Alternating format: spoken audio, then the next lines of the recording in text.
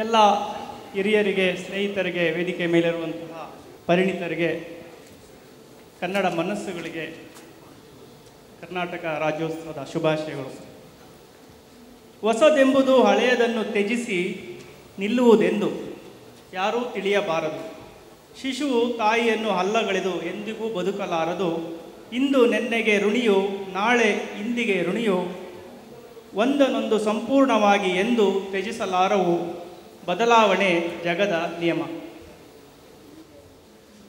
ನಾವು ನೋಡ್ತಾ ಇದ್ದೇವೆ, ತಾಂತ್ರಿಕ ಪ್ರಗತಿಗಳು, ಜಾಗತೀಕರಣ, ವಿಕಸನಗೊಳ್ಳುತ್ತಿರುವ ಜಾಗತಿಕ ಭೌಗೋಳಿಕ ರಾಜಕೀಯ ಸನ್ನಿವೇಶಗಳಿಂದಾಗಿ ನಮ್ಮ ಆರ್ಥಿಕ ಪ್ರಗತಿ ಗಮನಾರ್ಹವಾದ ಒಂದು ಪರಿವರ್ತನೆಯನ್ನು ಇತ್ತೀಚಿನ ದಿನಗಳಲ್ಲಿ ನಾವು ನೋಡ್ತಾ ಇದ್ದೇವೆ. ಸಶಕ್ತ, ಸಮೃದ್ಧ, ಆತ್ಮನಿರ್ಭರ ಭಾರತಕ್ಕೆ ಕಾರ್ಮಿಕರ ಸಬಲೀಕರಣ, ಅದೇ ರೀತಿ ವ್ಯವಹಾರಗಳು, ಒಂದು ಸಂಸ್ಥೆಯ ಬೆಳವಣಿಗೆ ಅತ್ಯಂತ ಅಗತ್ಯವಾಗಿದೆ. ಸ್ವಾತಂತ್ರ್ಯದ 73 ವರ್ಷಗಳ ನಂತರವೂ ಸುಮಾರು 10 ಹಲವು ಕಾನೂನುಗಳು ಎಲ್ಲ ಕಾರ್ಮಿಕರನ್ನು ಒಳಗೊಂಡಂಥ ಭದ್ರತೆಯನ್ನು ಹೊಂದಿರದ ಅಸಂಘಟಿತ ವಲಯದಲ್ಲಿ ಕೆಲಸ ಮಾಡ್ತಾ ಇರ್ತಾರೆ. ಈ ಕಾರ್ಮಿಕ ಕಾನೂನುಗಳು, ಒಂದು ಮಾತಿದೆ, ಬ್ರಿಟಿಷ್ ಆಳ್ವಿಕೆಯ ಕಾಲಕ್ಕೆ ಗುರುತಿಸಲಾಗ್ತಾ ಇದೆ. ಆದಾಗ್ಯೂ ಬದಲಾಗುತ್ತಿರುವಂತಹ ಕಾಲದೊಂದಿಗೆ ಅವುಗಳನ್ನು ಹಲವು ಕಾನೂನುಗಳು ಹೆಚ್ಚು ಕಡಿಮೆ ನಿಷ್ಪರಿಣಾಮವನ್ನು ಬೀರ್ತಾ ಇದೆ. ಹೀಗಾಗಿ 2ನೇ ರಾಷ್ಟ್ರೀಯ ಕಾರ್ಮಿಕ ಆಯೋಗವು 2002ರಲ್ಲಿ ಒಂದು ವರದಿಯನ್ನು ಸಲ್ಲಿಸಿತು.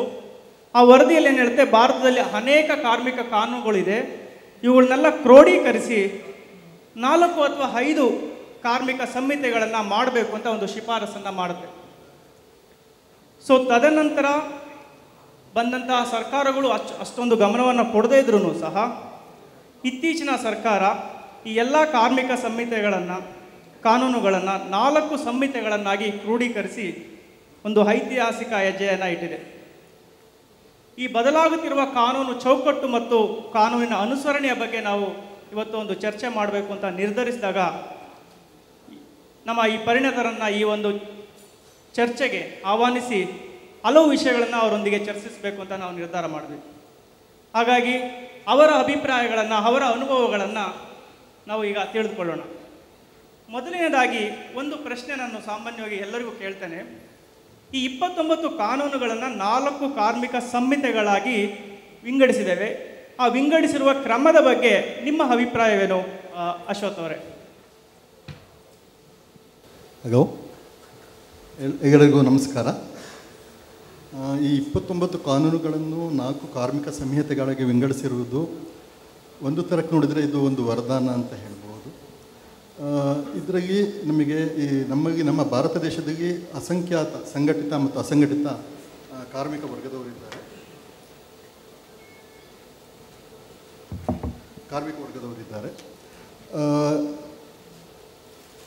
ಈ ಮುಂಚೆ ಏನಾಗ್ತಿತ್ತು ಅಂದರೆ, ನಮಗೆ ಹಲವಾರು ಕಾನೂನುಗಳಿತ್ತು. ಕಾರ್ಮಿಕ ವರ್ಗದವರಿಗೆ ರೆಫರೆನ್ಸ್ಗೆ ತುಂಬ ಗೊಂದಲಗಳಾಗ್ತಾಯಿತ್ತು. ತುಂಬ ಹಲವಾರು ಕಾನೂನುಗಳನ್ನು ನೋಡಬೇಕಾಗಿತ್ತು. ಇದು ಕಾರ್ಮಿಕ ವರ್ಗದವರಿಗೆ ಅಲ್ಲ, ಜೊತೆಗೆ ಮಾನವ ಸಂಪನ್ಮೂಲ ಅಧಿಕಾರಿಗಳಿಗೂ ಇದನ್ನು ಕಾರ್ಯರೂಪಕ್ಕೆ ತರಬೇಕು ಅಂದರೆ ತುಂಬ ಕಷ್ಟ ಆಗ್ತಾಯಿತ್ತು. ಅದರಲ್ಲಿ ತುಂಬ ಗೊಂದಲಗಳಿತ್ತು, ಸ್ಪಷ್ಟತೆ ಇರಲಿಲ್ಲ, ಅರ್ಥ ಮಾಡ್ಕೊಳ್ಳೋದಕ್ಕೆ ಕಷ್ಟ ಆಗ್ತಾಯಿತ್ತು.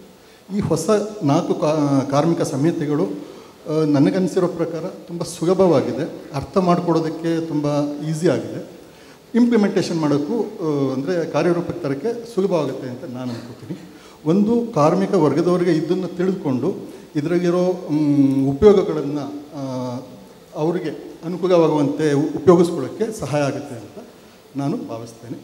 ಅದರ ತರಹನೇ ಆ್ಯಸ್ ಎನ್ ಎಂಪ್ಲಾಯರ್, ಈಗ ಉದ್ಯೋಗದಾತರಿಗೆ is the ease of doing a business. ಒಂದು ಬಿಸ್ನೆಸ್ನ ಚೆನ್ನಾಗಿ ನಡೆಸ್ಕೊಂಡು ಹೋಗ್ಬೋದು, ಬಿಸ್ನೆಸ್ನ ಬೆಳೆಸ್ಬೋದು. ಆ್ಯಂಡ್ ಕಾಸ್ಟ್ ಕಾಂಪಿಟೆನ್ಸಿನಾಗಿ ಬಿಸ್ನೆಸ್ ಮಾಡೋಕ್ಕೆ ಈ ಒಂದು ಕಾರ್ಯ ಸಂಹಿತೆಗಳು ಸಹಾಯ ಆಗುತ್ತೆ ಅಂತ ನಾನು ಭಾವಿಸ್ತೇನೆ.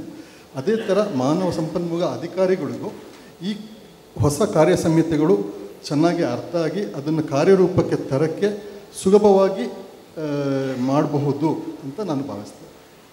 ನೀವು ಇದೊಂದು ಸರಳೀಕರಣವನ್ನು ಮಾಡಲಾಗಿದೆ. Thank you. ಸೊ ಉಮೇಶ್ ಅವರ ಒಪಿನಿಯನ್ನ, ಅವರ ಅಭಿಪ್ರಾಯವನ್ನು ಅವರು ಟ್ರೇಡ್ ಯೂನಿಯನ್ ಲೀಡರ್ ಒಪಿನಿಯನ್, ಅವರ ಅಭಿಪ್ರಾಯವನ್ನು ತಿಳ್ಕೊಳ್ಳೋಣ. ಸರಳೀಕರಣ ಆಗಿದೆ ಅಂತ ಹೇಳ್ತಿದ್ದಾರೆ, ಒಪ್ಕೊಳ್ಳೋಣ. ವೇಜಸ್ ಕೋಡ್ ತಂದು 2019ರಲ್ಲಿ, ಈಗ 2024ರಲ್ಲಿ ಇದ್ದೀವಿ, 5 ವರ್ಷ ಆಯಿತು. The government had a huge majority, implement ಮಾಡೋಕ್ಕಾಗಲಿಲ್ಲ. ಇತರೆ 3 ಕೋಡ್ಗಳನ್ನು 2020 ಸೆಪ್ಟೆಂಬರ್ನಲ್ಲಿ ತರಲಾಯಿತು. 4 ವರ್ಷ ಆಯಿತು, ಇಂಪ್ಲಿಮೆಂಟ್ ಮಾಡೋಕ್ಕಾಗಲಿಲ್ಲ. ಯಾಕೆ? ಈ ಪ್ರಶ್ನೆ ಇದೆಯಲ್ವಾ. ನಮ್ಮ ದೇಶದಲ್ಲಿ ಲೇಬರ್ ಮ್ಯಾಟರ್ಸ್ ಕನ್ಕರೆಂಟ್ ಲಿಸ್ಟಲ್ಲಿದೆ, ರಾಜ್ಯಕ್ಕೂ ಇದೆ, ಕೇಂದ್ರಕ್ಕೂ ಇದೆ.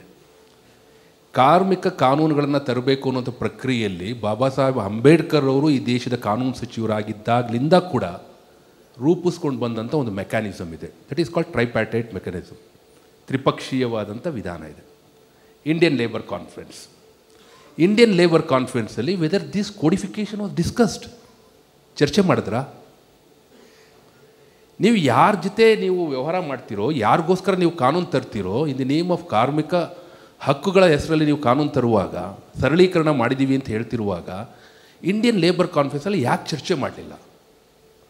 ಇಂಡಿಯನ್ ಲೇಬರ್ ಕಾನ್ಫರೆನ್ಸಲ್ಲಿ ನೀವು ಚರ್ಚೆ ಮಾಡ್ದಲೇ ಬ್ರಿಟಿಷರ ಕಾಲದಿಂದಲೂ ಇರುವಂಥ ಈ ಪ್ರಕ್ರಿಯೆಯನ್ನು, ಈ ಮೆಕ್ಯಾನಿಸಮ್ನ, what did you bypass it? Okay, 2020ರಲ್ಲಿ ಇದನ್ನು ಅಂಗೀಕರಿಸ್ಕೊಳ್ಳುವಾಗ ರಾಜ್ಯಸಭೆಯಲ್ಲಿ what was the mechanism adopted? ಯಾರೆಲ್ಲ ಇದ್ರ ಬಗ್ಗೆ ವಿರೋಧ ಮಾಡ್ತಿದ್ರು ಎಲ್ಲರನ್ನೂ ಸಸ್ಪೆಂಡ್ ಮಾಡಿದ್ರಿ for the entire session of the Rajya Sabha. At least there were labour representatives, trade union leaders were there. ಅವ್ರ ಅಭಿಪ್ರಾಯವನ್ನು ಹೇಳಲಿಕ್ಕೆ ಬಿಡಲಿಲ್ಲ ನೀವು. ಒಂದು ಡೆಮೋಕ್ರಸಿಯಲ್ಲಿ, ಪ್ರಜಾಪ್ರಭುತ್ವದಲ್ಲಿ ಒಂದು ತ್ರಿಪಕ್ಷೀಯವಾಗಿ ಅನುಸರಣೆ ಆಗಬೇಕಾದಂಥ, ಜಾರಿ ಆಗಬೇಕಾದಂಥ ಕಾನೂನುಗಳನ್ನು ನೀವು ಕೋಡಿಫೈ ಮಾಡುವಾಗ ಸ್ಟೇಕ್ ಹೋಲ್ಡರ್ಸ್ನ ನೀವು ವಿಶ್ವಾಸಕ್ಕೆ ತಗೊಳ್ದಲ್ಲೇ ಜಾರಿ ಮಾಡಲಿಕ್ಕೆ ಸಾಧ್ಯ ಇದೆಯಾ? ಅದೇ ಇವಾಗ ನಾವು ನೋಡ್ತಿರೋದು. ಕೊನೆಗೆ prime minister was compelled to pray to Lord Balaji. Indian labour conference ಬಿಟ್ಬಿಟ್ರು, national labour conference they had. I pray to Lord Balaji to ಇವ್ರಿಗೊಂದು ಒಳ್ಳೆ ಬುದ್ಧಿಯನ್ನು ಕೊಡಲಿ, ಶ್ರಮಯೇವ ಜಯತೆಯನ್ನು ಸಾಧಿಸಬೇಕು ಅಂದರೆ ಲೇಬರ್ ಕೋಡ್ಸನ್ನು ಜಾರಿ ಮಾಡಬೇಕು ಅಂದರು. ಹಾಗಾಗಿ ಇದು ಅತ್ಯಂತ ಪ್ರಜಾಪ್ರಭುತ್ವ ವಿರೋಧಿಯಾದಂಥ ರೀತಿಯಲ್ಲಿ ಕೋಡಿಫಿಕೇಷನ್ ಮಾಡಿರೋದು. ರೆಕಮೆಂಡೇಷನ್, 2ನೇ labour conference, labour commission, was the chairman. Whether the chairman ಆಯ್ಕೆ ಆದಾಗ ಟ್ರೇಡ್ ಯೂನಿಯನ್ಸ್ ಅಕ್ಸೆಪ್ಟೆಡ್ ಇಟ್. ಎಲ್ಲ ಸೆಂಟ್ರಲ್ ಟ್ರೇಡ್ ಯೂನಿಯನ್ಸ್ ಅನ್ನು ವಿರೋಧ ಮಾಡೋದು about the chairman, because Morarji Desai ಗೌರ್ಮೆಂಟಲ್ಲಿ was a minister. First labour ಕಮಿಷನ್ನಲ್ಲಿ professor doctor justice Gajendra Gadkar was the chairman. 69ನೇ ಇಸ್ವಿಯಲ್ಲಿ ಮೊದಲ ಕಾರ್ಮಿಕ ಆಯೋಗದ ಶಿಫಾರಸು ಬಂತು, ನಾನು ಜಾರಿ ಮಾಡಿದ್ರ. ಸಮಾನ ಸಂಭಾವನೆ ಕಾಯ್ದೆ ಬಂದದ್ದೇ ಅದರಿಂದ, ಅನೇಕ ಕಾನೂನುಗಳು ಬಂದದ್ದು ಅದರಿಂದ. ಮೊದಲ ಕಾರ್ಮಿಕ ಆಯೋಗಕ್ಕೆ ಬಾಬು ಜಗಜೀವನ್ ರಾಮ್ ಅವರು ಲೇಬರ್ ಮಿನಿಸ್ಟರ್ ಆಗಿದ್ದಾಗ, ಶ್ರೀಮತಿ ಇಂದಿರಾ ಗಾಂಧಿ ಅವರು ಪ್ರೈಮ್ ಮಿನಿಸ್ಟರ್ ಇದ್ದಾಗ, ವಾಟ್ ವಾಸ್ ದಿ ರೆಫರೆನ್ಸ್? ನಮ್ಮ ಭಾರತ ದೇಶದ ನಾಮನಿರ್ದೇಶಕ ತತ್ವಗಳು, ಡೈರೆಕ್ಟಿವ್ ಪ್ರಿನ್ಸಿಪಲ್ಸ್ ಆಫ್ ಸ್ಟೇಟ್ ಪಾಲಿಸಿಯಲ್ಲಿ ಇರ್ತಕ್ಕಂಥ ಅಂಶಗಳನ್ನು ಜಾರಿ ಮಾಡಲಿಕ್ಕೆ, ಲೀಗಲೈಸ್ ಮಾಡಲಿಕ್ಕೆ, ಅವನ್ನ ಸ್ಟ್ಯಾಟ್ಯುಟರಿ ಪ್ರಾವಿಷನ್ಸ್ಗೆ ತರಲಿಕ್ಕೆ ಏನು ಮಾಡಬೇಕು ಅಂತ ಶಿಫಾರಸ್ಸಿತ್ತು. 55 ವರ್ಷ ಆಯಿತು 69ರಿಂದ. ಅದರ ಬಗ್ಗೆ ಮಾತಾಡಿದ್ದೀವಾ? ಸಮಾನ ಸಂಭಾವನೆ ಕಾಯ್ದೆ, ಮಹಿಳೆಯರಿಗೆ ಪುರುಷರಿಗೆ ಸಮಾನ ಸಂಭಾವನೆ ಬರಬೇಕು ಅಂತ ಒಂದು ಕಾನೂನು ಬರಲಿಕ್ಕೆ ಮೊದಲ ಕಾರ್ಮಿಕ ಆಯೋಗ ಶಿಫಾರಸು ಕೊಡಬೇಕಾಗತ್ತು. ಈಗಿದೆಯಾ ಅದು? ಅನೇಕ ವಿಚಾರಗಳಿಗೆ ನಂತರ ಹೋಗೋಣ. ಹಾಗಾಗಿ ಲೇಬರ್ ಕೋಡಿಫಿಕೇಷನ್ ಅನ್ನೋದೇನಿದೆ, ಒಂದು ಡೆಮೋಕ್ರಸಿಯಲ್ಲಿ it is not been done through a democratic process. Stakeholders have not been taken into confidence. ಹಾಗಾಗಿ they are not been able to implement it in spite of having brute majority in parliament. ಪಾರ್ಲಿಮೆಂಟಲ್ಲಿ you can pass, but implementation is not so easy in Indian democracy. It will never be allowed to be implemented unless until stakeholders are taken into confidence. ನೀವು ಹೇಳೋದು ಒಂದು ಏಕಮುಖವಾಗಿ ಇದನ್ನ ಒಂದು ಸರ್ಕಾರ ಅನುಷ್ಠಾನಗೊಳಿಸೋದಕ್ಕೆ ಹೊರಟಿದೆ ಅಥವಾ ರಚಿಸಿದೆ, ಸ್ಟೇಕ್ ಹೋಲ್ಡರ್ ಇನ್ವಾಲ್ವ್ ಮಾಡಿಲ್ಲ ಅಂತ ನೀವು ಹೇಳ್ತಾ ಇದ್ದೀರಾ? ಡೆಫಿನೆಟ್ಲಿ. 1999ರಲ್ಲಿ 2ನೇ ಕಾರ್ಮಿಕ ಆಯೋಗದ ಅಧ್ಯಕ್ಷರನ್ನ ಅವತ್ತಿನ ಪ್ರಧಾನಮಂತ್ರಿಗಳು ನೇಮಕ ಮಾಡಿದಾಗ all central trade unions including BMS opposed it.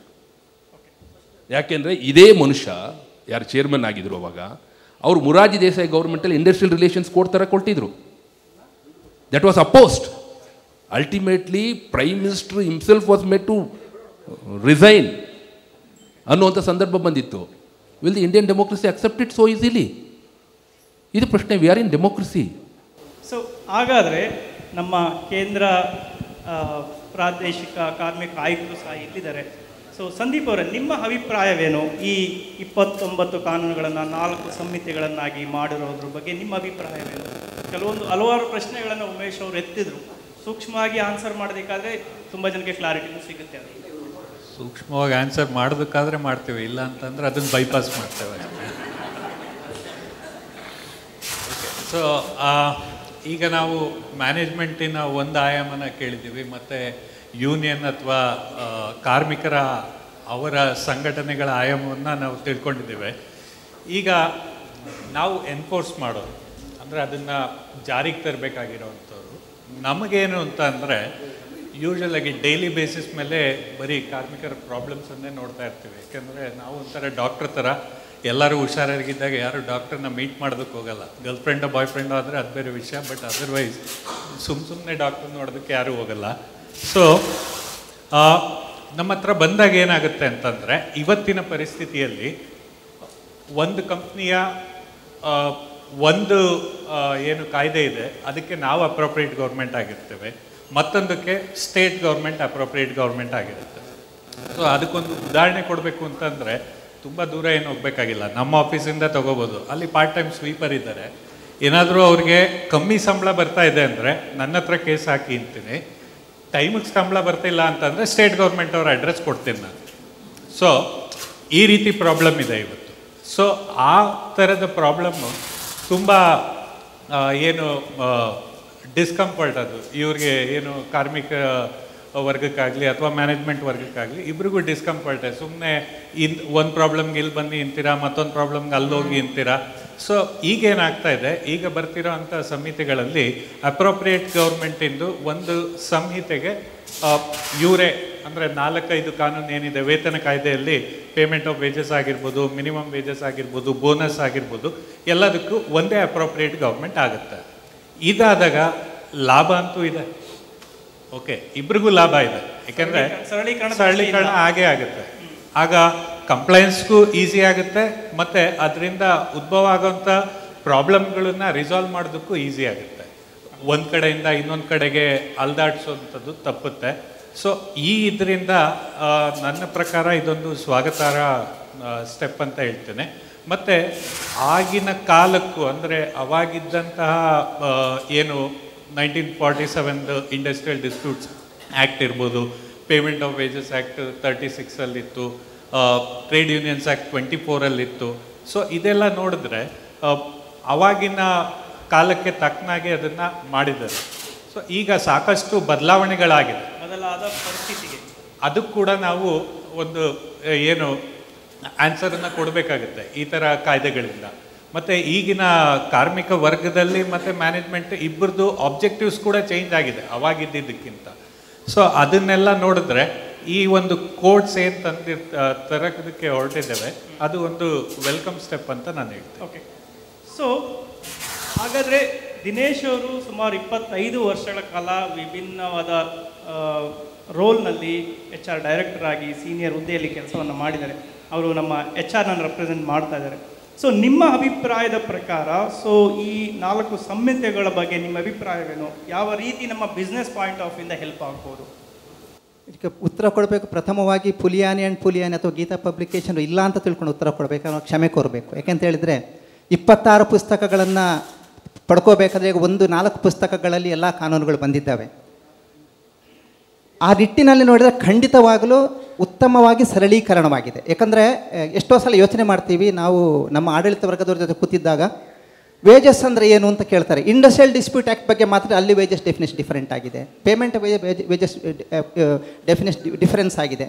ಅಲ್ಲಿ ನಮ್ಮ ಮೇಲಿನ ಹುದ್ದೆಗಳಲ್ಲಿ ಕೂತಿರೋರಿಗೆ ಆ ವ್ಯಾಖ್ಯೆಗಳ ಬಗ್ಗೆ ಸರಿಯಾದ ರೀತಿಯ ಕ್ಲಾರಿಟಿ ಇಲ್ಲ ಅಂದಾಗ ಅವರಿಂದ ಬರೋ ಒಂದು ಉತ್ತರ, ನೀನು ಇಂಡಸ್ಟ್ರಿಯಲ್ ಡಿಸ್ಪ್ಯೂಟಲ್ಲಿ ಆ ಥರ ಹೇಳ್ತಾ ಇದೆ, ಇಲ್ಲಿ ಈ ಥರ ಹೇಳ್ತಾ, ಇನ್ನೊಂದು ಕಡೆ wages, what is real wages, ನಿಜವಾದ ವ್ಯಾಖ್ಯೆ ಏನು ಅಂತ ಕೇಳಿದರೆ ಹಲವಾರು ಕಡೆಗಳಲ್ಲಿ ರೆಫರೆನ್ಸ್ ಮಾಡಬೇಕಾಗತ್ತೆ. ಇವತ್ತು ನನ್ನ ಪ್ರಕಾರ ಈ ಸರಳೀಕರಣದಿಂದಾಗಿ ಖಂಡಿತವಾಗಲೂ ಆಡಳಿತ ವರ್ಗಕ್ಕೆ ಸರಿಯಾದ ರೀತಿಯಲ್ಲಿ ಒಂದು ನಮ್ಮ ನಿರ್ಧಾರಗಳನ್ನು ತಿಳಿಸುವಂಥ ಅವಕಾಶಗಳು ಮೊದಲನೇದಾಗಿ ಖಂಡಿತವಾಗಿ ಸರಿಯಾಗಿದೆ. ನಮ್ಮಂಥ ವೃತ್ತಿನಿರತರಿಗೆ 26 ಪುಸ್ತಕಗಳನ್ನು ಅಥವಾ ಸುಮಾರು 26 ಕಾಯ್ದೆಗಳನ್ನು ಒಂದೇ ಪುಸ್ತಕದಲ್ಲಿ ಕೊಟ್ಟಾಗ ಅದನ್ನು ಬಿಡಿಸಿ ಹುಡುಕೋ ಕಷ್ಟಗಳು ತಪ್ಪಿ ಸರಿಯಾದ ರೀತಿಯ ವ್ಯಾಖ್ಯೆಗಳು ಸಿಗ್ತವೆ. ಸರಳೀಕರಣ ಖಂಡಿತವಾಗಿ ಉತ್ತಮ ರೀತಿಯಲ್ಲಾಗಿದೆ. ಎರಡನೇದಾಗಿ ಈಗ ವಿದ್ಯಾರ್ಥಿಗಳಿಗೆ ನೋಡಿದರೆ ನಾವೇ ನಮ್ಮ MSW ಮಾಡಿದಾಗ ಬೇರೆ ಆ್ಯಕ್ಟ್ಗಳನ್ನ ಹಿಡ್ಕೊಂಡು ಓಡಾಡ್ತಾ ಇದ್ವಿ. ಯಾವುದು ಓದಬೇಕು, ಯಾವುದು ಬಿಡಬೇಕು, ಎಲ್ಲಿ ಓದಬೇಕು ಗೊತ್ತಾಗ್ತಾ ಇರಲಿಲ್ಲ. ಆ್ಯಂಡ್ ಪ್ರತಿಯೊಂದು ಒಂದು ಕಾನೂನನ್ನು ತೊಗೊಂಡ್ರೆ ಅದನ್ನು ಮತ್ತೊಂದಕ್ಕೆ ನಾವು ಅದನ್ನು ಕಂಪೇರ್ ಮಾಡಿದಾಗ ಖಂಡಿತವಾಗಲೂ ತುಂಬ ಗ್ಯಾಪ್ಗಳು ಬರ್ತಾಯಿತ್ತು. ಈ ನನ್ನ ಸರಳೀಕರಣದಿಂದಾಗಿ ಖಂಡಿತವಾಗಲೂ ನಮ್ಮಂಥ ವೃತ್ತಿನಿರತರಿಗೆ ಅಥವಾ ಮುಂಬರುವ ವೃತ್ತಿನಿರತರುಗಳಿಗೆ ಉತ್ತಮವಾದ ಒಂದು ದಾರಿ ಸಿಕ್ಕಿದೆ ಅಂತ ನನ್ನ ಅಭಿಪ್ರಾಯ.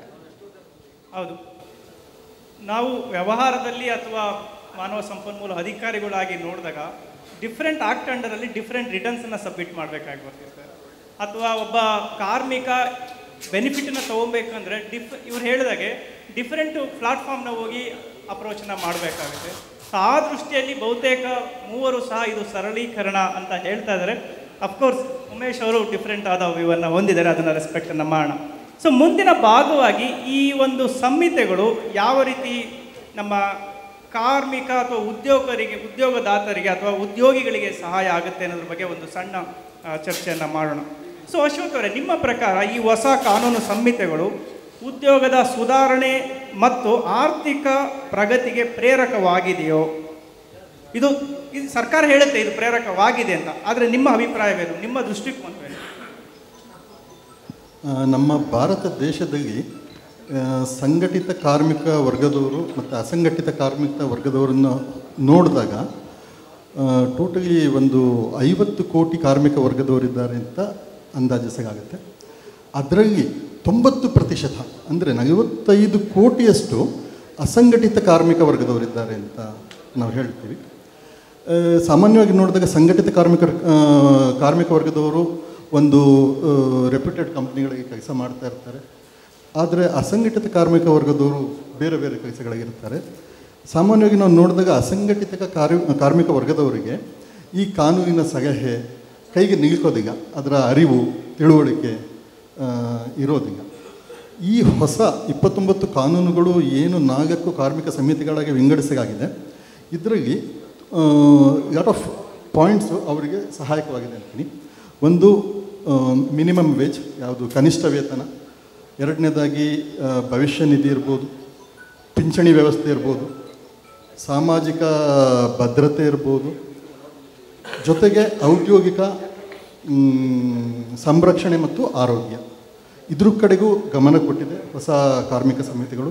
ಜೊತೆಗೆ ಇಂಡಸ್ಟ್ರಿಯಲ್ ರಿಲೇಷನ್ಸ್, ಇವೆಲ್ಲದನ್ನು ಸುಧಾರಿಸಿಕೊಂಡು ಇದು ಒಬ್ಬ ಕಾರ್ಮಿಕ ವರ್ಗದವರಿಗೆ, ಅದು ಅಸಂಘಟಿತ ಇರ್ಬೋದು ಸಂಘಟಿತ ಇರ್ಬೋದು, ಅವರ ಒಂದು ಸಾಮಾಜಿಕ ಜೀವನ ಮೌಲ್ಯವನ್ನು ಇಂಪ್ರೂವ್ ಮಾಡಿಕೊಂಡು ವೃದ್ಧಿಸಿಕೊಂಡು ಅವರು ಸಮಾಜದಲ್ಲಿ ಗೌರವಯುತವಾಗಿ ಬಾಳೋದಕ್ಕೆ ಒಂದು ಸಹಾಯ ಆಗುತ್ತೆ ಅಂತ ನಾನು ಒಂದು ಅನ್ಕೋತೀನಿ.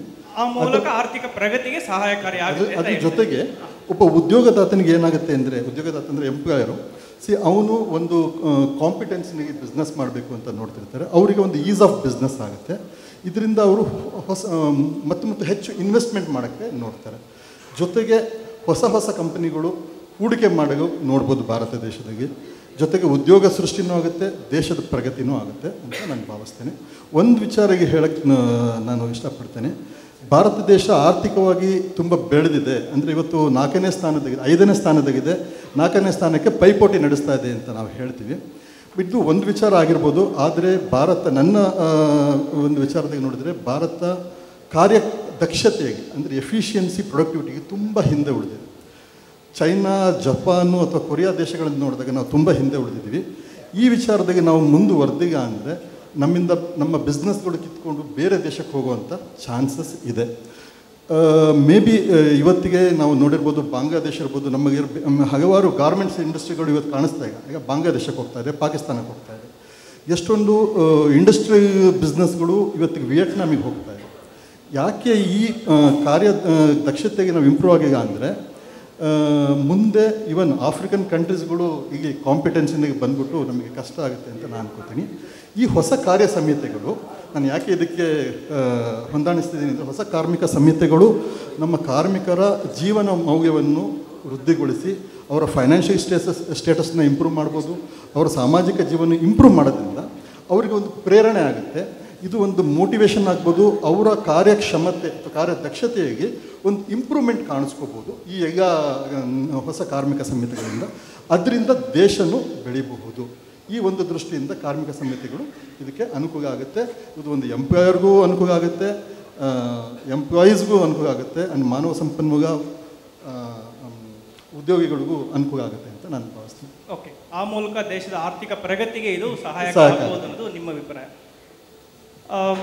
ಉಮೇಶ್ ಅವರೇ, ಹೊಸ ಕಾರ್ಮಿಕ ಸಂಹಿತೆಗಳು ಕಾರ್ಮಿಕರ ಹಕ್ಕುಗಳನ್ನು ಸಮರ್ಥವಾಗಿ ಕಾಪಾಡುತ್ತವೆಯೋ ಅಥವಾ ಇಲ್ಲವೋ? ಈಗ ನಾನು ಆಗಲೇ ಹೇಳಿದೆ, ಕಾರ್ಮಿಕ ಹಕ್ಕುಗಳನ್ನು ಅವು ಕಾಪಾಡೋದಾಗಿದ್ದರೆ ಈ ದೇಶದ ಎಲ್ಲ ಕೇಂದ್ರ ಕಾರ್ಮಿಕ ಸಂಘಟನೆಗಳು ಯಾಕೆ ವಿರೋಧ ಮಾಡ್ತಿದ್ವು? ಇದೊಂದು ಪ್ರಶ್ನೆ ಇದೆಯಲ್ವಾ? ಸುಮ್ಮನೆ ಯಾರಾದರೂ ವಿರೋಧ ಮಾಡ್ತಾರಾ? ಆಯಿತು, ನಾನು ಲೀಡರ್ ವಿರೋಧ ಮಾಡ್ತೀನಪ್ಪ. ಒಳಗೊಳ್ಳುವಿಕೆ ಇಲ್ಲದೇ ಇರೋದ್ರಿಂದ ವಿರೋಧ ಮಾಡ್ತಾ ಇದ್ದಾರೆ, ನಮ್ಮನ್ನು ಇನ್ವಾಲ್ವ್ ಮಾಡಿಲ್ಲ ಅನ್ನೋದಕ್ಕೆ ವಿರೋಧ ಮಾಡ್ತಾ ಇದ್ದಾರೆ ಅಂತ ಪ್ರೀವಿಯಸ್. ನಾನು ಅವಾಗ ನೀವು ಮೊದಲು ಕೇಳಿದಂಥ ಜನರಲ್ ಕ್ವಶನ್ಗೆ ನಾನು ಜನರಲ್ ಆನ್ಸರ್ ಮಾಡಿದ್ದೀನಿ, ಪ್ರಕ್ರಿಯೆ ಏನು ಅಂತ ಪ್ರಜಾಪ್ರಭುತ್ವದಲ್ಲಿ. ಈಗ ಸ್ಪೆಸಿಫಿಕ್ ಕ್ವಶನ್ಗೆ ಸ್ಪೆಸಿಫಿಕ್ ಆನ್ಸರ್ ಮಾಡ್ತಾ ಇದ್ದೀನಿ. ಹಾಗೆ ದಯವಿಟ್ಟು ಕೇಳಿ ನನ್ನ ಮಾತನ್ನು. ಇಲ್ಲಿ ಪ್ರಶ್ನೆ ಇರೋದೇನೆಂದರೆ, ಆರ್ಥಿಕ ಪ್ರಗತಿ ಆಗುತ್ತೆ, ಓಕೆ, ಆರ್ಥಿಕ ಪ್ರಗತಿ ನಿಜವಾಗ್ಲೂ ಆಗುತ್ತಾ ಕಾರ್ಮಿಕ ಸಂಹಿತೆಗಳಿಂದ? ನೀವು ಫಿಕ್ಸ್ಡ್ ಟರ್ಮ್ ಎಂಪ್ಲಾಯ್ಮೆಂಟ್ ತಂದು HR ಮ್ಯಾನೇಜರ್ಗಳು 3 ವರ್ಷ ಮಾತ್ರ ಕೆಲಸ ಮಾಡಬೇಕು, 4ನೇ ವರ್ಷ ನೀವು ಬೇರೆ ಕಡೆ ಕೆಲಸ ಹುಡುಕೊಳ್ಬೇಕು ಅಂದರೆ ಆರ್ಥಿಕ ಪ್ರಗತಿ ಆಗುತ್ತಾ? ದಯವಿಟ್ಟು ನೀವು ಇನ್ವೆಂಟ್ರೀಸ್ ನೋಡಿ, ಮಾರುತಿ ಸುಜುಕಿ ಕಂಪ್ನಿಲಿರೋದನ್ನು, ಹೋಂಡಾ ಕಂಪ್ನಿಲಿರೋ ಇನ್ವೆಂಟ್ರೀಸ್ ನೋಡಿ, ಹೀರೋ ಕಂಪ್ನಿಲಿರೋ ಇನ್ವೆಂಟ್ರೀಸ್ ನೋಡಿ. ಏನು ಹೇಳ್ತಿದ್ದಾರೆ? They have to go for block closures. ಇನ್ನು ಅದು 45 ದಿವಸಕ್ಕಿಂತ ಜಾಸ್ತಿ ಇನ್ವೆಂಟ್ರೀಸ್ ಇಟ್ಕೊಳ್ಬೇಡಿ ಅಂತ ಹೇಳ್ತಾರೆ. 7.5 ಲಕ್ಷ ಕಾರ್ಗಳು ಶೋರೂಮ್ಗಳಲ್ಲಿದ್ದಾವೆ. ಯಾಕೆ ಮಾರಾಟ ಆಗ್ತಾ ಇಲ್ಲ? ಕೊಳ್ಳೋ ಶಕ್ತಿ ಬೇಕು. ನೀವು ಪರ್ಮನೆಂಟಾಗಿ 60 ವರ್ಷದವರೆಗೂ ಕೆಲಸದಲ್ಲಿ ಇರ್ತೀವಿ ಅಂತ ಹೇಳಿದ್ರೆ ನೀವು ಲೋನ್ ತೊಗೋತೀರಿ, EMI ಕಟ್ತೀವಿ ಅಂತ ಕಾರ್ ತೊಗೋತೀರಾ, ಮನೆ ಕಟ್ತೀರಾ. 3 ವರ್ಷ ಮಾತ್ರ ನಿಮ್ಮ ಕೆಲಸ ಅಂದರೆ ಯಾರು ಧೈರ್ಯ ಮಾಡ್ತೀರಾ ಮನೆ ಕಟ್ಟಲಿಕ್ಕೆ? ಯಾರು ಧೈರ್ಯ ಮಾಡ್ತೀರಾ ಕಾರ್ ತೊಗೊಳ್ಳಿಕ್ಕೆ? ಯಾರು ಕೊಡ್ತಾರೆ ನಿಮಗೆ ಲೋನ್ನ? ಆರ್ಥಿಕ ಪ್ರಗತಿ ಹೆಂಗಾಗುತ್ತೆ? ಪ್ರಶ್ನೆ ಇದಿದೆ. ಇನ್ನು ಹಕ್ಕುಗಳನ್ನು ಕಾಪಾಡೋದಾಗಿದ್ದರೆ ನಿಶ್ಚಿತ ಕಾಲಾವಧಿಯ ಕಾರ್ಮಿಕರನ್ನು ನೀವು ಲೀಗಲೈಸ್ ಮಾಡಿಬಿಟ್ಟು ಅವರಿಗೆ 60 ವರ್ಷದವರೆಗೂ ಕೆಲಸ ಇರುತ್ತೆ ಅನ್ನೋ ಅಂತ ಗ್ಯಾರಂಟಿ ಮಾಡ್ದಲೇ ಕೆಲಸಗಾರನೂ ಗ್ಯಾರಂಟಿ ಇರಲ್ಲ, ಮಾಲೀಕನೂ ಗ್ಯಾರಂಟಿ ಇರಲ್ಲ ಅನ್ನುವಂಥ ಸಂದರ್ಭ ತಂದುಬಿಟ್ಟು IR ಚೆನ್ನಾಗಿರುತ್ತಾ? ಮಾರುತಿ ಸುಜುಕಿಲಿ ಯಾಕೆ ಗಲಾಟೆ ಆಯಿತು? ವೆಸ್ಟರ್ನ್ ಕಂಪ್ನಿಯಲ್ಲಿ ಯಾಕೆ ಗಲಾಟೆ ಆಯಿತು? IR ಹೇಗಿರುತ್ತೆ ಅಲ್ಲಿ? ಕಾರ್ಮಿಕ ಸಂಬಂಧ ಇರಲಿಕ್ಕೆ ಸಾಧ್ಯವೇ ಇಲ್ಲ ನೀವು ಹಕ್ಕನ್ನು ಕೊಡಲಿಲ್ಲ ಅಂದರೆ. ಹಕ್ಕನ್ನು ಕೊಡಬೇಕು, ಹಕ್ಕನ್ನು ಗೌರವಿಸಬೇಕು, ಆವಾಗಲೇ ಅದು ಉಳಿಯೋಕ್ಕೆ ಸಾಧ್ಯ.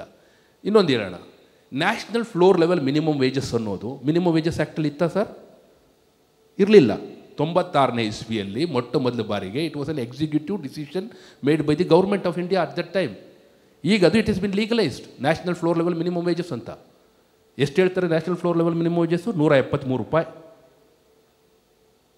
173 ರೂಪಾಯಿ ಒಂದು ದಿನಕ್ಕೆ national floor level minimum wages ಅಂತ ಇಟ್ಕೊಂಡು ಅದಕ್ಕಿಂತ ಕಡಿಮೆ ಕೊಡಬಾರ್ದು ಸಂಬಳ ನೀವು ಅಂತ ಹೇಳಿಬಿಟ್ಟು, ಇದುವರೆಗೂ ನಮ್ಮ ದೇಶದಲ್ಲಿ ಇದ್ದದ್ದೇನು? ಮಿನಿಮಮ್ ವೇಜಸ್ ಕೋಡ್ ಬರೋದುವರೆಗೂ ಮುಂಚಿತವಾಗಿ national floor level minimum wages ಇರಲಿಲ್ಲ. ಮಿನಿಮಮ್ ವೇಜಸ್ ಇತ್ತು, ಫೇರ್ ವೇಜಸ್, ಲಿವಿಂಗ್ ವೇಜಸ್ ಬಿಡಿ, ಕಾನ್ಸ್ಟಿಟ್ಯೂಷನ್ನ ಡೈರೆಕ್ಟಿವ್ ಪ್ರಿನ್ಸಿಪಲ್ಸ್ ಆಫ್ ಸ್ಟೇಟ್ ಪಾಲಿಸಿಯಲ್ಲಿತ್ತು. 75 ವರ್ಷ ಆಗಿದೆ, ಅಮೃತ ಮಹೋತ್ಸವವನ್ನು ಆಚರಣೆ ಮಾಡ್ತಿದ್ದೀವಿ. ಕೋಡ್ ತರುವಾಗ 2019, ಎಷ್ಟು ವರ್ಷ ಆಗಿತ್ತು ಸ್ವತಂತ್ರ ಬಂದು ಸಂವಿಧಾನವನ್ನು ಅಂಗೀಕರಿಸ್ಕೊಂಡು? ಫೇರ್ ವೇಜಸ್ ಬಗ್ಗೆ ನಮ್ಮ ದೇಶದಲ್ಲಿ ಒಂದು ಕಾನೂನು ಇಲ್ಲ, ಲಿವಿಂಗ್ ವೇಜಸ್ ಬಗ್ಗೆ ನಮ್ಮ ದೇಶದಲ್ಲಿ ಒಂದು ಕಾನೂನು ಇಲ್ಲ. ಈಗಲೂ ಮಿನಿಮಮ್ ವೇಜಸ್ನ ಇಟ್ಕೊಂಡಿದ್ದೀವಿ. ಮಿನಿಮಮ್ ವೇಜಸ್ ಕ್ಯಾಲ್ಕುಲೇಷನಲ್ಲಿ ಹೆಂಗೆ ಮಾಡ್ತೀರಿ ನೀವು? ಅಪ್ಪ ಅಮ್ಮನ ನೋಡ್ಕೊಳ್ಳೋದು ಶಾಸನಬದ್ಧವಾದಂಥ ಕರ್ತವ್ಯ ನಮ್ಮದು. ಆದರೆ ಮಿನಿಮಮ್ ವೇಜಸ್ ಕ್ಯಾಲ್ಕುಲೇಷನಲ್ಲಿ ಅಪ್ಪ ಅಮ್ಮ ಇಲ್ಲ, ಗಂಡ ಹೆಂಡತಿ 2 ಮಕ್ಕಳು ಮಾತ್ರ ಇರೋದು. ಹೇಗೆ ನೋಡ್ಕೋತೀವಿ? ಸುಪ್ರೀಂ ಕೋರ್ಟ್ ಹೇಳಿದೆ, ಅಪ್ಪ ಅಮ್ಮನ ನೋಡ್ಕೊಳ್ಳಿಲ್ಲ ಅಂದರೆ I have got a right to get a divorce from my wife. ಆದರೆ ಅಪ್ಪ ಅಮ್ಮನ ನೋಡ್ಕೊಳ್ಳಿಕ್ಕೆ ನಮ್ಮ ಮಿನಿಮಮ್ ವೇಜಸ್ನಲ್ಲಿ ಕ್ಯಾಲ್ಕುಲೇಷನ್ ಇಲ್ಲ, ಕಾಂಪೋನೆಂಟ್ ಇಲ್ಲವೇ ಇಲ್ಲ. So do you think that wages code has done justice? ಎಲ್ಲಿ ಮಾಡಿದೆ? ಈ ದೇಶದಲ್ಲಿ ಈಗಲೂ ಕೂಡ ಗೌರವಧನ ಆಧಾರಿತವಾಗಿ ಕೆಲಸ ಮಾಡ್ತಕ್ಕಂಥ ಕೋಟ್ಯಾಂತರ ಜನ ಇದ್ದಾರೆ. ಅವರ ಗೌರವಧನವನ್ನು ವೇಜಸ್ ಅಂತೇಳಿ ಪರಿಗಣಿಸಬೇಕು. You should bring that into the definition of ambit of wages ಅಂತೇಳಿ ಇಂಡಿಯನ್ ಲೇಬರ್ ಕಾನ್ಫರೆನ್ಸ್ ರೆಕಮೆಂಡ್ ಮಾಡಿದೆ. ಅದರಲ್ಲಿ ಎಂಪ್ಲಾಯರ್ ಯಾರು? ಕೇಂದ್ರ ಸರ್ಕಾರ, ರಾಜ್ಯ ಸರ್ಕಾರ. ಆ ಎಂಪ್ಲಾಯರ್ಸೇ ರೆಡಿ ಇಲ್ಲ, ಇನ್ನು ಬೇರೆ ಎಂಪ್ಲಾಯರ್ಸ್ ರೆಡಿ ಆಗ್ತಾರಾ? ಸೊ ಹಾಗಾಗಿ ಒಂದೊಂದೇ ವಿಷಯಗಳಿಗೆ ಹೋಗಿ ನೀವು brutal work culture. World bank ಹೇಳ್ತದೆ suicides among Indian professionals in private sector 2022ರಲ್ಲಿ 11,486 ಸರ್. ವರ್ಕ್ಮನ್ ಅಲ್ಲ, professionals. In that professionals we can bring you also into that ambit. HR ಮ್ಯಾನೇಜರ್ಗಳನ್ನು ಕೂಡ ಇಷ್ಟು ಜನ ಯಾಕಾಗಿದ್ದಾರೆ? ಪ್ರೊಡಕ್ಟಿವಿಟಿ ಬಗ್ಗೆ ಮಾತಾಡ್ತೀವಿ. What extent we want productivity?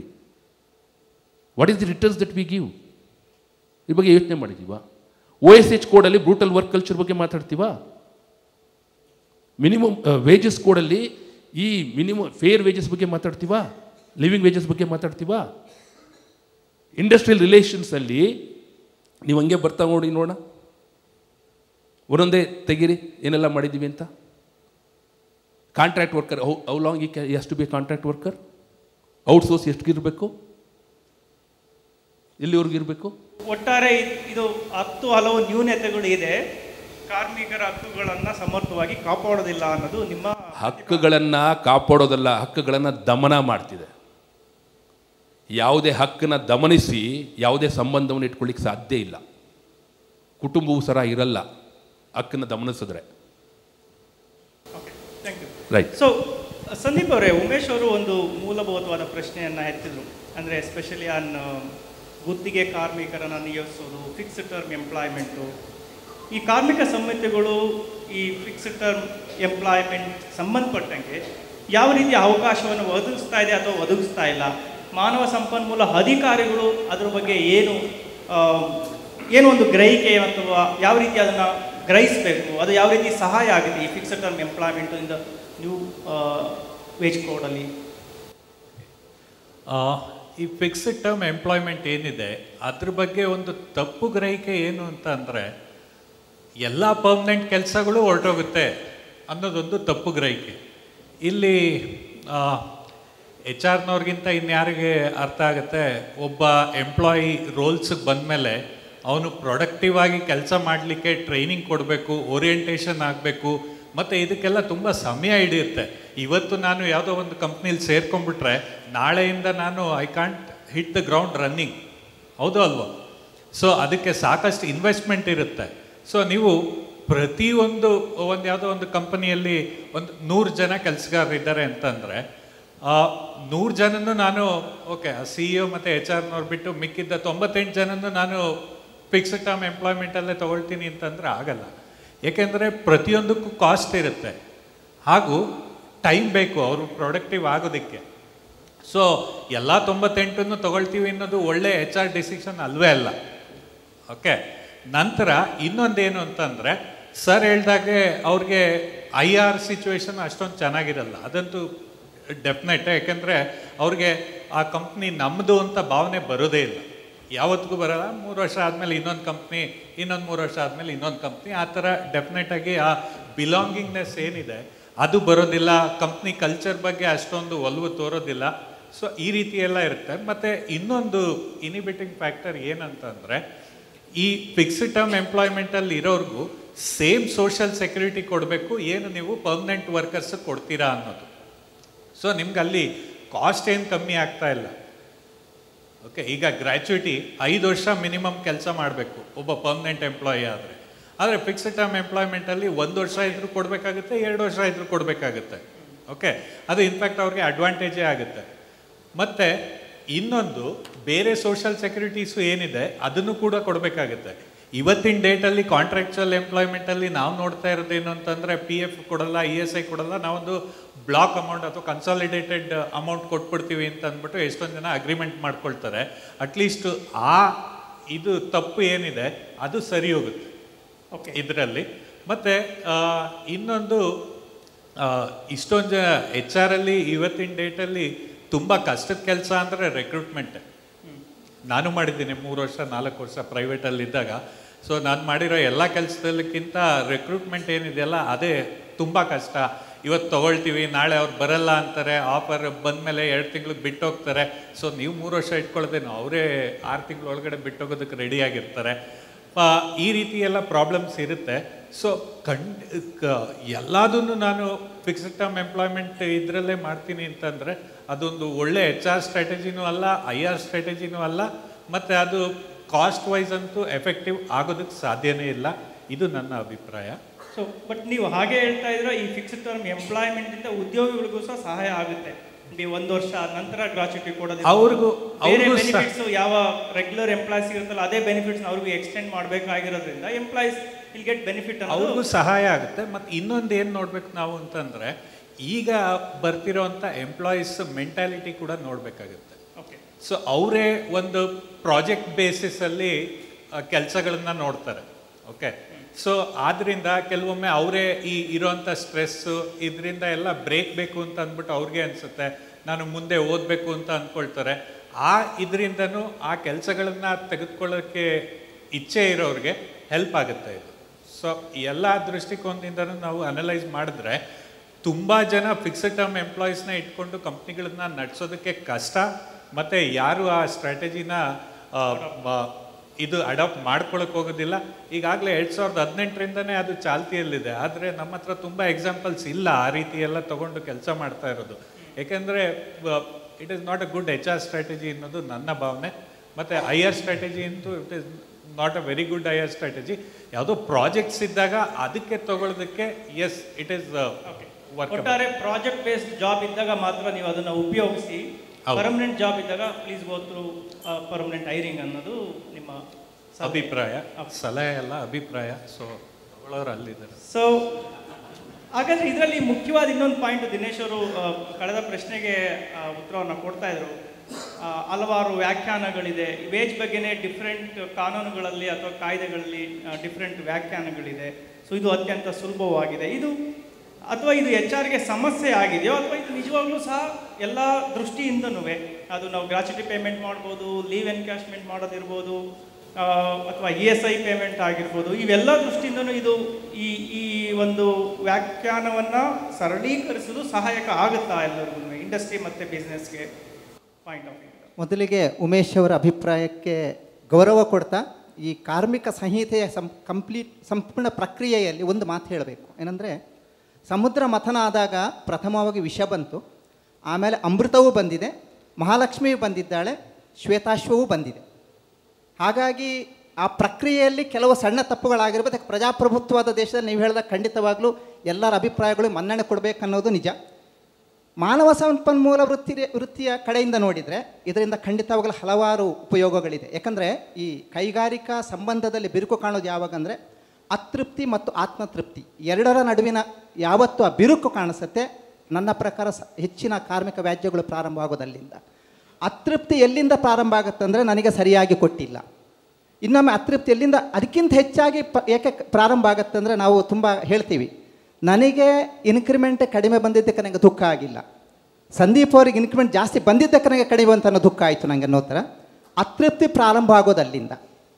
ಆತ್ಮತೃಪ್ತಿ ಹೇಗೆ ಬರುತ್ತಂದರೆ, ಒಬ್ಬ ಕಾರ್ಮಿಕನಿಗೆ, ಒಬ್ಬ ಉದ್ಯೋಗಿಗಂದರೆ, ನಾನು ಸರಿಯಾದ ರೀತಿಯಲ್ಲಿ ನನ್ನ ಕೆಲಸಕ್ಕೆ ಅಥವಾ ನಾನು ಕೊಡುವ ನಿಷ್ಠೆಗೆ ಸರಿಯಾದ ರೀತಿಯಲ್ಲಿ ನನ್ನ ಸಂಸ್ಥೆ ನನಗೆ ಸಂಬಳವನ್ನು ಕೊಡ್ತಾ ಇದೆಯಾ ಅನ್ನುವ ಸಂತೋಷ ನಂಗೆ ಬಂದರೆ ನನ್ನ ಪ್ರಕಾರ ಅಲ್ಲಿ ಆತ್ಮತೃಪ್ತಿ ಬರುತ್ತೆ. ಆವಾಗ ನನ್ನ ಪ್ರಕಾರ ಕಾರ್ಮಿಕ ಸಂಬಂಧಗಳಿರಲಿ ಅಥವಾ ವ್ಯವಹಾರಗಳಿರಲಿ ಸಂಪೂರ್ಣ ಸರಿಯಾದ ರೀತಿಯಲ್ಲಿ ನಡೆದುಕೊಂಡು ಹೋಗುತ್ತೆ ನನ್ನ ಭಾವನೆ. ಇದು ಈ ಸಂಹಿತೆಯಲ್ಲಿ ನೋಡಿದ್ರು, ವೇಜ್ ಕೋಡಲ್ಲೇ ನೋಡಿದ್ರೂ ನನಗೆ ತುಂಬ ಇಷ್ಟಪಟ್ಟ ಒಂದು ವಿಷಯ ಏನಂದರೆ, ಈ ಕಾರ್ಮಿಕರ ಭದ್ರತೆಯ ವಿಷಯದಲ್ಲಿ ಮಿನಿಮಮ್ ವೇತನವನ್ನು 50% ವೇತನವನ್ನು ಕಾರ್ಮಿಕರಿಗೆ PF ಇರ್ಬೋದು, ಗ್ರ್ಯಾಚ್ಯುಟಿ ಇರ್ಬೋದು, ಮೂಲ ವೇತನವನ್ನು 50% ಇಡಲೇಬೇಕನ್ನೋದು ಮಾಡಿದಾಗ ನನ್ನ ಪ್ರಕಾರ ಖಂಡಿತವಾಗಲೂ ಅದು ಕಾರ್ಮಿಕರಿಗೆ ಉತ್ತಮ ರೀತಿಯಲ್ಲಿ ಅವರ ಭವಿಷ್ಯಕ್ಕೆ ನಿಲ್ಲತ್ತೆ ನನ್ನ ಭಾವನೆ. ಯಾಕಂದರೆ ಇವತ್ತು ಭಾರತದಲ್ಲಿ ಏನಾಗ್ತಾ ಇದೆ, ನಮ್ಮಲ್ಲಿ ಯುರೋಪ್ನಂಥ ರಾಷ್ಟ್ರಗಳಲ್ಲಿ, ಅಮೆರಿಕ ರಾಷ್ಟ್ರಗಳಲ್ಲಿ ಇರುವಂಥ ಮೆಡಿಕಲ್ ಸೌಲಭ್ಯಗಳು ನಮ್ಮಲ್ಲಿಲ್ಲ. ಎಷ್ಟೋ ಸಲ ನಾವು ನನ್ನ ಆಡಳಿತ, ನನ್ನ ಮ್ಯಾನೇಜಿಂಗ್ ಡೈರೆಕ್ಟರ್ ನಾನು ಮಾತಾಡಿದ್ದೀನಿ, ನಾವೇಕೆ ಅವರಿಗೆ ಇದು ಲೀವ್ ವಿತ್ ವೇಜಸ್ ಕೊಡಬೇಕು ಅಥವಾ ನಾವೇಕೆ ಅವರಿಗೆ ಗ್ರ್ಯಾಚ್ಯುಟಿ ಕೊಡಬೇಕು ಪ್ರಶ್ನೆ ಬರೋದು. ಯಾಕಂದರೆ ನಮ್ಮ ಕಾರ್ಮಿಕ ಭದ್ರತೆ, ನಮ್ಮ ಭದ್ರತೆಗಳು ಅಥವಾ ನಮ್ಮ ರಿಟೈರ್ಮೆಂಟಿನ ಭದ್ರತೆಗಳು ಖಂಡಿತವಾಗಲೂ ಅಷ್ಟೊಂದು ಉತ್ತಮವಾಗಿಲ್ಲ. ನನ್ನ ಪ್ರಕಾರ ಈ ಒಂದು ವಿಷಯವನ್ನು ನೋಡಿದರೆ ನಿಜವಾಗಲೂ ಕಾರ್ಮಿಕ ಸಂಹಿತೆ ಕಾರ್ಮಿಕರಿಗೆ ಅಥವಾ ನಮ್ಮಂಥ ಎಲ್ಲ ಉದ್ಯೋಗಿ, ನಾನು ಕಾರ್ಮಿಕರನ್ನು ಶಬ್ದವನ್ನು ಉಪಯೋಗಿಸೋ ಬದಲು ಉದ್ಯೋಗಿಗಳ ಶಬ್ದವನ್ನು ಉಪಯೋಗಿಸಿ ಬಯಸ್ತೇನೆ. ಉದ್ಯೋಗಿಗಳಿಗೆ ಭವಿಷ್ಯದ ಭದ್ರತೆಯನ್ನು ಕೊಡುವುದರ ಜೊತೆಗೆ ಅವರಿಗೆ ಆತ್ಮತೃಪ್ತಿಯನ್ನು ಕೊಡುತ್ತೆ ಅನ್ನೋದು ನನ್ನ ಭಾವನೆ. ಧನ್ಯವಾದಗಳು. ಸೊ ನಾವು ಸಮಯದ ಅಭಾವ ಇರೋದರಿಂದ ಇನ್ನೂ ಹಲವಾರು ಪ್ರಶ್ನೆಗಳು ಇದ್ದರೂ ಸಹ ಪಾರ್ಟಿಸಿಪೆಂಟ್ ಅಥವಾ ಆಡಿಯನ್ಸ್ ಯಾರಾದರೆ ಒಂದೆರಡು ಕ್ವಶನನ್ನು ತೊಗೊಂಡು ಸಮರೈಸ್ ಮಾಡಬೇಕು ಅಂತ ಇದೆ. Yes sir, Ravi sir.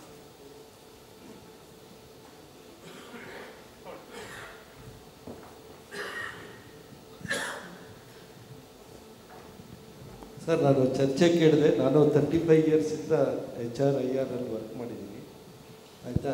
ಒಂದು, ಈ ಮ್ಯಾನೇಜ್ಮೆಂಟಾಗಿ ನಾವು ಸರಳೀಕರಣ ಆಯಿತು ಅಂತ ನಾವು ಹೇಳ್ತಾ ಇದ್ದೀವಿ.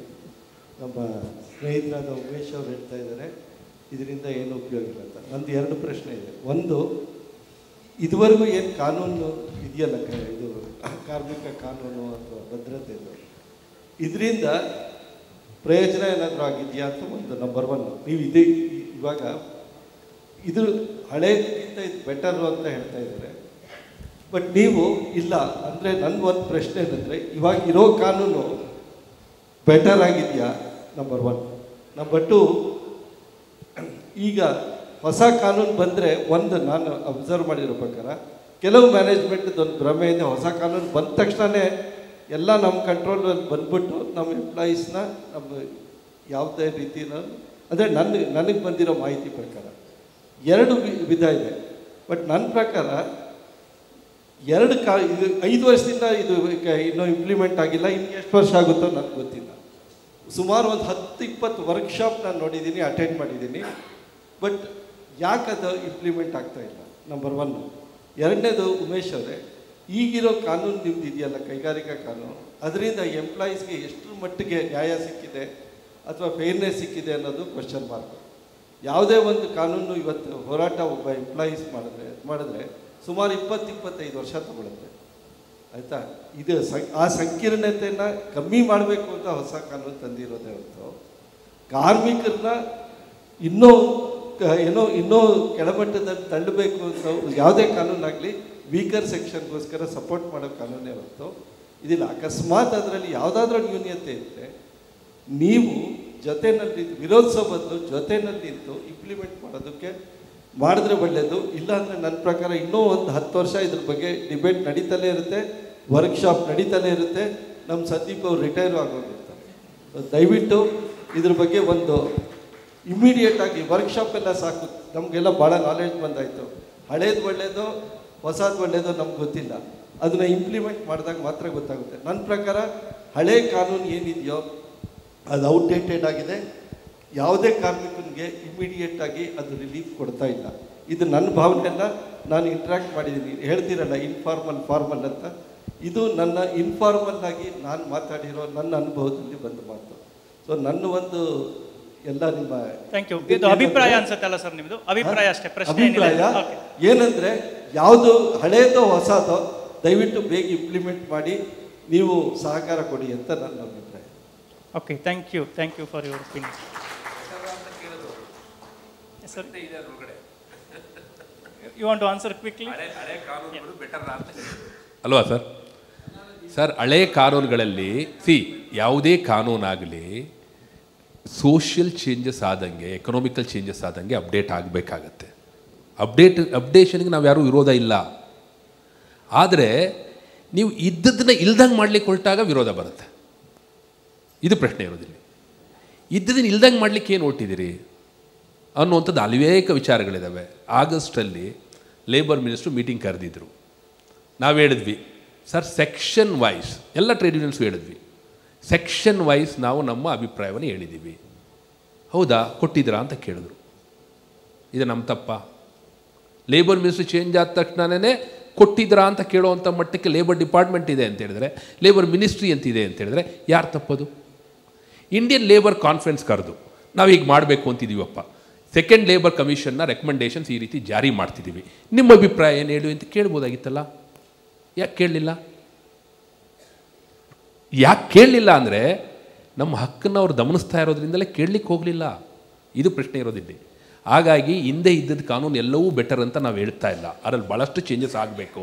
ಚೇಂಜಸ್ ಹೇಗಾಗಬೇಕು ಅಂತ ಹೇಳುವಾಗ ನೀವು ಯಾರು ಆ ಚೇಂಜಸ್ಗೆ ನಾಳೆ ಬಲಿಪಶುಗಳಾಗ್ತಾರೋ, ಅದರಿಂದ ಅವ್ರಿಗೆ ಲಾಭ ಆಗುತ್ತೋ, ವರಾನೋ ಶಾಪವೋ ಯಾರಿಗಾದರೂ ಆಗಲಿ, ಅದು ಅದನ್ನು ಯಾರಿಗೆ ನೀವು ಮಾಡ್ತಿದ್ದೀರಿ ಅವ್ರಿಗೋಸ್ಕರ ಕೇಳಬೇಕಲ್ಲ. ಕೇಳಲಿಲ್ಲ ನೀವು ಯಾಕೆ? ಒಂದು ಅಂಶ, ಜಸ್ಟಿಸ್ ಗಜೇಂದ್ರ ಗಡ್ಕರ್ ಅವರ ಆಯೋಗದ ವರದಿಯನ್ನು ಜಾರಿ ಮಾಡೋಕ್ಕೆ ಏನು ಸಮಸ್ಯೆ ನಿಮಗೆ? ನಾನು ಕೇಳ್ತೀನಪ್ಪ, 173 ರೂಪಾಯಿ national floor level minimum wages ಅಂತ ಫಿಕ್ಸ್ ಮಾಡಿಬಿಟ್ರೆ what is the cost of the meal that we had today? ಯೋಚನೆ ಮಾಡಿ ನೋಡ. Can any family survive? ಯಾವತ್ತಾರು ಯೋಚನೆ ಮಾಡಿದ್ದೀವ ನಾವು? ಆ ರೀತಿ ತಳಮಟ್ಟದ ವೇತನವನ್ನು ಇಟ್ಕೊಂಡು labour department they should be only facilitators. ಯಾಕೆ ಇನ್ಸ್ಪೆಕ್ಷನ್ ಮಾಡಲಿಕ್ಕೆ ನಿಮಗೆ ಭಯನಾ? ನಾನು ಎಲ್ಲವೂ ಕರೆಕ್ಟ್ ಇದ್ದಾಗ ಯಾಕೆ ಭಯ ಪಡಬೇಕು? ಉಮೇಶ್ ಅವರ್, ಥ್ಯಾಂಕ್ ಯು. ಒಂದು ನಿಮಿಷ. ಸೊ ಈ ರೀತಿಯಾದಂಥ ಅನೇಕ ಅಂಶಗಳಿದ್ದಾವೆ ಸರ್, ಇದರಲ್ಲಿ ಬದಲಾಗಬೇಕು. ಸಾರ್ ಹೇಳಿದ್ರು ಆಗಲೇ 90% is not covered under the labour loss ಅಲ್ವಾ? ಈ 90% ಕವರ್ ಮಾಡ್ಲಿಕ್ಕೆ ಏನು ಮಾಡ್ತೀರಿ? ಅಸಂಘಟಿತ ಬಿಟ್ಬಿಡ್ರಿ ಸರ್. ಫ್ಯಾಕ್ಟ್ರೀಸ್ ಆ್ಯಕ್ಟ್ ಯಾರಿಗೆ ಅಪ್ಲೈ ಆಗುತ್ತೆ? With power, without power. With power ಎಷ್ಟು ಜನ ಇದ್ದಾರೆ, ವಿತೌಟ್ ಪವರ್ ಎಷ್ಟು ಜನ ಇದ್ದಾರೆ ಯೋಚನೆ ಮಾಡಿದ್ದೀವಾ? ಯಾಕೆ ತರೋದಿಲ್ಲ ಅವ್ರನ್ನ ಫ್ಯಾಕ್ಟ್ರೀಸ್ ಆ್ಯಕ್ಟ್ ವ್ಯಾಪ್ತಿಗೆ? ಫ್ಯಾಕ್ಟ್ರೀಸ್ ಇನ್ಸ್ಪೆಕ್ಟರ್ ಯಾಕೆ ಬರಬಾರ್ದು? ಎಸ್, ಫ್ಯಾಕ್ಟ್ರೀಸ್ ಇನ್ಸ್ಪೆಕ್ಟರ್ ತಪ್ಪು ಮಾಡಿದ್ರೆ ಬೇಕಾದಷ್ಟು ಇದ್ದಾವೆ ಅದ್ರ ಮೇಲೆ ಕ್ರಮ ತೊಗೊಳಕ್ಕೆ. ನೀವು ಫ್ಯಾಕ್ಟ್ರೀಸ್ ಇನ್ಸ್ಪೆಕ್ಟ್ರೇ ಬರಬಾರ್ದು, ಲೇಬರ್ ಡಿಪಾರ್ಟ್ಮೆಂಟೇ ಇರಬಾರ್ದು ಅಂತ ಹೇಳಿದ್ರೆ ಏನರ್ಥ? ಕಂಪ್ಲೇಂಟ್ಸಲ್ಲಿ ತೊಂದರೆ ಇದೆ ಅಂತಲ್ಲ. ಧನ್ಯವಾದಗಳು ನಿಮ್ಮ ಅಭಿಪ್ರಾಯಕ್ಕೆ. ಸ್ನೇಹಿತರೆ, ಶಿವರಾಮ್ ಕಾರಂತರು ಒಂದು ಕಡೆ ಹೇಳ್ತಾರೆ, ಕಾಲ ಹಿಂದಕ್ಕೆ ಚಲಿಸುವುದಿಲ್ಲ, ಕಾಲ ಹಿಂದಕ್ಕೆ ಚಲಿಸುವುದಿಲ್ಲ, ಅದರ ಜೊತೆಗೆ ಹೆಜ್ಜೆ ಹಾಕದಿದ್ದರೆ ನಾವು ನಿಂತಲ್ಲೇ ನಿಂತಿರಬೇಕಾಗುತ್ತದೆ. ಅದರ ಜೊತೆಗೆ ಹೆಜ್ಜೆ ಹಾಕದಿದ್ದರೆ ನಾವು ನಿಂತಲ್ಲೇ ನಿಂತಿರಬೇಕಾಗುತ್ತದೆ. ಸೊ ಒಟ್ಟಾರೆ ಈ ನಮ್ಮ ಕಾನೂನಿನ ಬದಲಾವಣೆಗಳು, ಕಾರ್ಮಿಕ ಕಾನೂನು ನಿಬಂಧನೆಗಳು ಈ ಬದಲಾದ ಕಾಲಕ್ಕೆ ಅನುಗುಣವಾಗಿ ಬದಲಾಯಿಸಬೇಕು ಅಂತ ಎಲ್ಲರೂ ಸಹ ಒಕ್ಕಲ್ವರೆಗಿನ ಅಭಿಪ್ರಾಯವಿದೆ. ಆದರೆ ಅದರಲ್ಲಿ ಇರುವಂತಹ ಸಣ್ಣ ಪುಟ್ಟ ನ್ಯೂನತೆಗಳನ್ನು ಸರಿಪಡಿಸಿಕೊಂಡು ಅನುಷ್ಠಾನಗೊಳಿಸಬೇಕು ಅನ್ನೋದು ಒಟ್ಟಾರೆ ಅಭಿಪ್ರಾಯ. ಈ ಒಂದು ಪ್ಯಾನಲ್ ಡಿಸ್ಕಷನಲ್ಲಿ ಭಾಗವಹಿಸಿದಂತಹ ಎಲ್ಲ ಹಿರಿಯರಿಗೆ, ಅಶ್ವಥ್ ಎನ್ ಅವ್ರಿಗೆ ಆ್ಯಂಡ್ ಸಂದೀಪ್ ಅವ್ರಿಗೆ, ಉಮೇಶ್ ಅವ್ರಿಗೆ, ದಿನೇಶ್ ಅವ್ರಿಗೆ ತುಂಬ ಹೃದಯದ ಧನ್ಯವಾದಗಳು. Thank you very much.